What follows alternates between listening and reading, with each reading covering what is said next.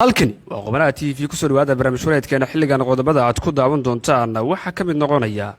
khilaaf iyo sidoo kale isfaham waa hareeyay qaabkii loo gudoomi lahaa koobkii ay dhawaan soo qaadeen xulka 17 jirada Soomaaliya oo maanta soo dhaweyn la yaab leh loogu sameeyay madaxtooyada Soomaaliya filla Soomaaliya iyo sidoo kale madaxweyne Xasan Sheekh Maxamuud oo halkaasi ka jeediyay qodobada la yaab leh iyo waxyaabaha uu sheegay iyo sawirro baraha bulshada lagu adeegsanayay oo cadeynayay in koobka dhamaanba ee dhagihii iyo waliba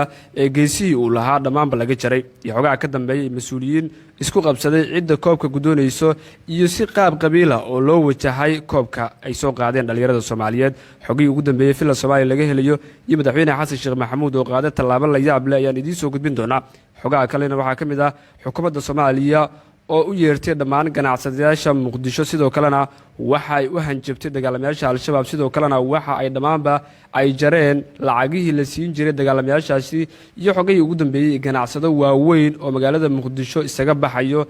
kadibyo culeysyo ay kala kulmayaan dawladda Soomaaliya ayaan idin soo gudbin doonaa shirka la filayo dhuusamareeb inuu ka furmo oo hareeyay fadeexado waaweyn iyo sidoo kale isqabqabsi u dhaxeeya ra'iisul wasaarihii hore Soomaaliya Maxamed Xuseen Rooble iyo madaxweynaha dowlad goboleedka Galmudug Axmed Cabdi Kaariye Qoorqoor ayaan idin soo gudbin doonaa saaxiibayaal shirkaasi xogaha laga helayo iyo sidoo kale ila kala duwan oo shirka ku sugan oo nala wadaagay in shirka uu furmi yahay madaxweynaha Galmudug Axmed Cabdi Kaariye Qoorqoor amar ka yimid ayaan idin soo gudbin doonaa xogahaasi kuwa kalena qaybtan waynu ku faaqidi doonaa hadduu Rabbi idmo balse aynu ku bilaawno waxa maanta magaalada Muqdisho ee caasimadda Soomaaliya soo dhaweyn weyn loogu sameeyay ciyaartoyda xulka qaranka 17 jirada ee Soomaaliya oo dhawaanaha ku soo guuleystay koobka bariga iyo bartamaha Afrika iyagoo koobka ka qaaday dhigooda xulka South Sudan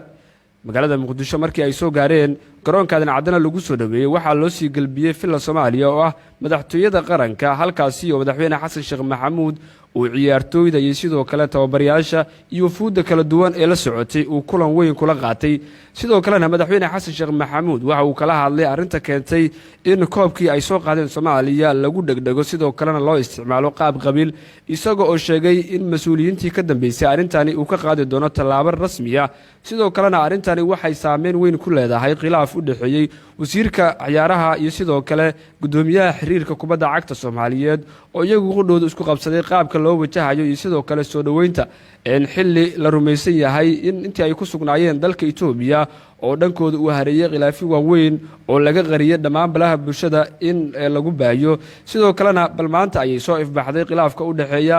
gudoomiyaha Cali Shiine iyo sidoo kale wasiir Maxamed Bare oo wasiirka dhalinyarada ciyaaraha oo dhawaanaha batagay dalka Itoobiya sidoo kalena goobjoog u ahaa ciyaartii finalka ay ciyaarayeen ciyaartoyda Soomaaliya sidoo kalena xogaha kale aynu ku heleyno filla Soomaaliya ayaa tibaaxaya in dhanka kale gudoomiyaha gobolka Banaadir iyo sidoo kale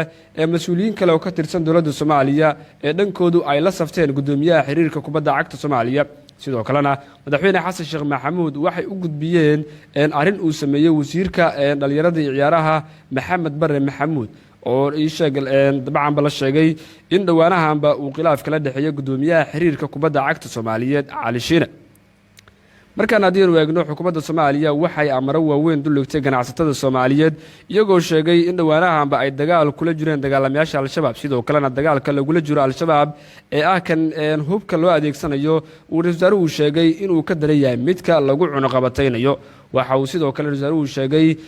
in dagaalka Al-Shabaab dhinacyo badan lagu wajahayo ganacsato badan oo reer Muqdisho ayaa isaga dhoofay magaalada Muqdisho xilli ay sheegeen inay culeysyo waaweyn ay kala kulmayaan dawladda Soomaaliya iyo sidoo kale dhanka dagaalamayaasha Al-Shabaab oo midba uu doonayo in sidii isagu uu rabo loo sameeyo ganacsatadani waxay sheegeen in magaalada Muqdisho iyo gabi ahaanba Soomaaliya ay isaga baxayaan sidoo kalena ay amaan iyo nabadgelyo u raadsanayaan dalalka dariska sida Itoobiya iyo Kenya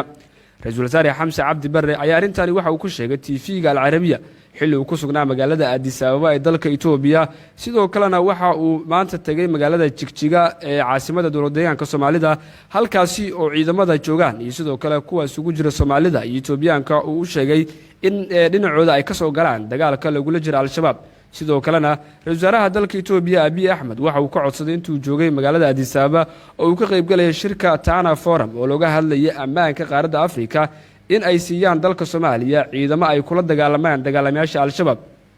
sidoo kalena ra-iisul wasaare xamse cabdi bare waxa uu sheegay in xilligan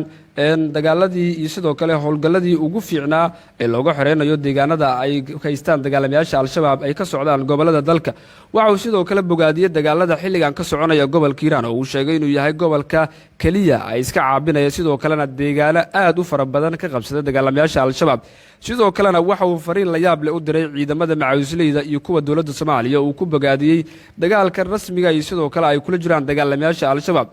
intii uu ku sugnaa magaalada Addis Ababa ee dalka Itoobiya waxa uu sidoo kale kulan dacoodyo la qaatay madaxda kale ee ka soo qayb gashay shirkaasi. sidoo kalena waxa uu dhammaanba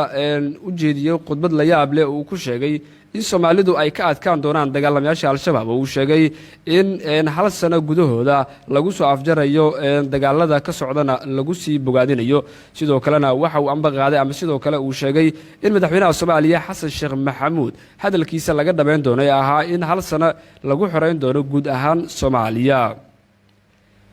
shirka dhawaanaha la filayay inuu magaalada Dhuusamareeb ee caasimada dowlad goboleedka Galmudug ka furmo ayaa waxaa hareeyay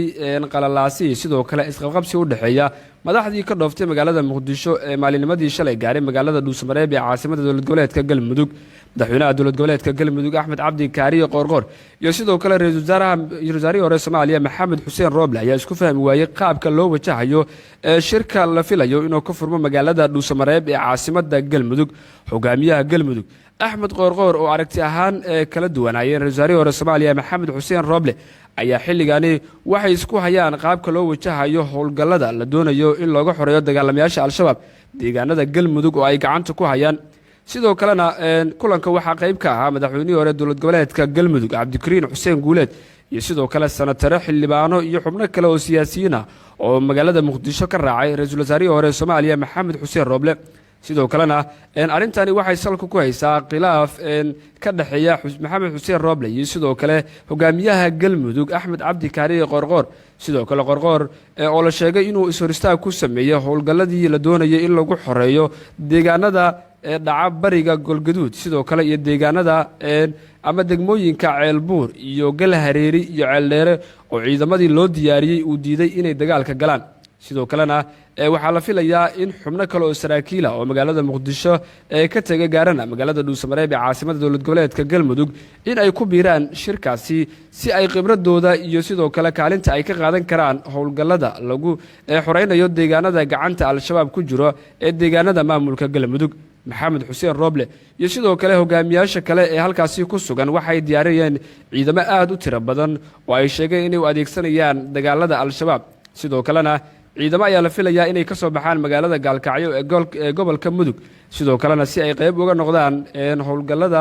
sidoo kale deegaanada gobolada Galgaduud iyo Mudug looga saarayo dagaalamayaasha al-shabaab. xogii ugu dambeeyay Qubanaha TV-na xilligan waa nagata.